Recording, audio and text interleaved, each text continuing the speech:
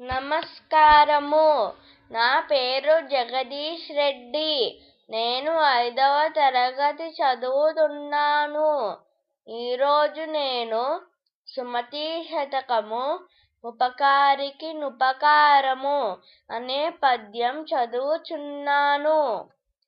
ఉపకారికి నుపకారము విపరీతముగాదు సేయ వివరింపంగా, నపకారికి నుపకారము నెపమెన్నక జేయువాడే నేర్పరి సుమతి. భావము: మనకు ఉపకారము చేసిన వారికి తిరిగి ఉపకారము చేయుట మంచి లక్షణము.